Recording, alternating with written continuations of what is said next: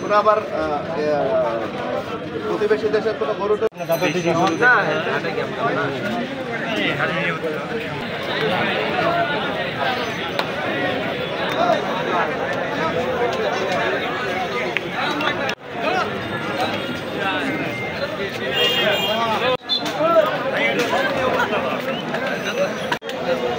আপনারা বাজারে দেখছেন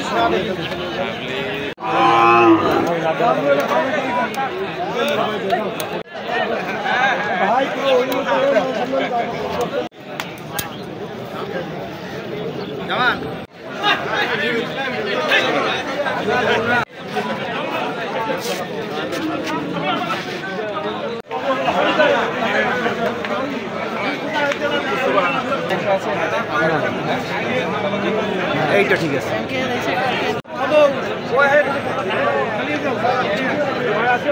কিছু বলেন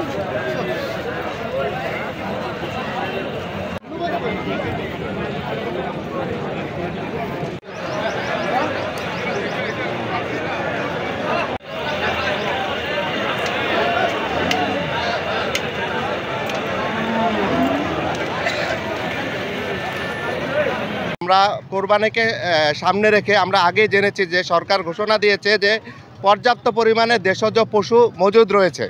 তো আমরা বিভিন্ন হাটগুলোতে নিয়মিত পরিদর্শন করে রাখছি। কোরবানির আগে আমরা আমাদের বর্ডারে টহল জোরদার করে রাখছি, সো দ্যাট পার্শ্ববর্তী দেশ থেকে কোনো গরু এসে আমাদেরকে যে স্থানীয় বাজারটা সেটা যেন অস্থিতিশীল না করে থাকে।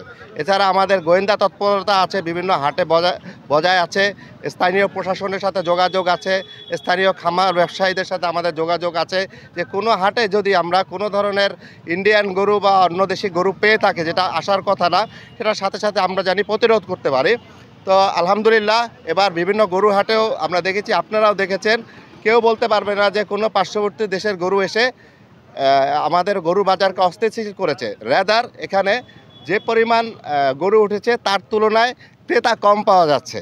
আর কেউ বলতে পারবে না যে এখানে কোনো ইন্ডিয়ান গরু আছে। আমাদের বিজিবির সীমান্তে টহল স্ট্রং করা হয়েছে, যেসব জায়গা থেকে সম্ভাব্য চোরাচালানের পথ রয়েছে সেগুলি আমরা সিল করে দিয়েছি। এছাড়াও আমরা গোয়েন্দা তৎপরতা বৃদ্ধি করেছি। সো এভাবে আমরা চেষ্টা করেছি এবং আমি মোটামুটি শিওর যে কোনো জায়গা থেকে বাজারে অ্যাটলিস্ট লালমনিরহাটে আমার এখানে কোনো ভারতীয় গরু নেই। এবং দ্বিতীয় যেটা বলেছেন যে পুশিনের ব্যাপারে, আপনারা সবাই জানেন যে সাম্প্রতিক সময়ে যে বর্ডার বিভিন্ন কারণে একটু উত্তপ্ত রয়েছে, অস্থিতিশীল রয়েছে। তো পুশিনের ব্যাপারে আমরা পতাকা বৈঠকের মাধ্যমে কঠোর বার্তা আমরা বিএসএফকে দিয়েছি যে পুশিন অবৈধ কোনো নাগরিক প্রত্যাবর্তনের জন্য কূটনৈতিক চ্যানেল আছে, আপনারা সেই কূটনৈতিক চ্যানেল ফলো করেন। এই অবৈধভাবে রাত্রেবেলা অন্ধকারে শিশু বাচ্চা পাঠাবেন না।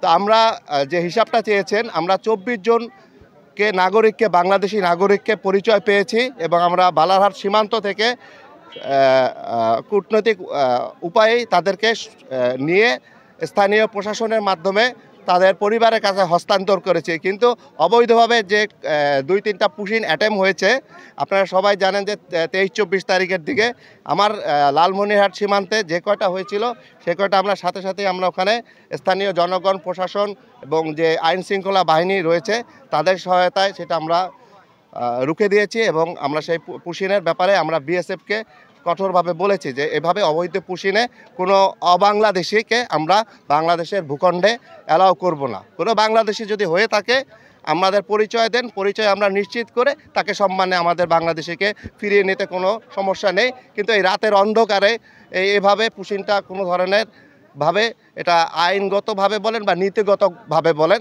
এটা কোনোভাবেই কাম্য না।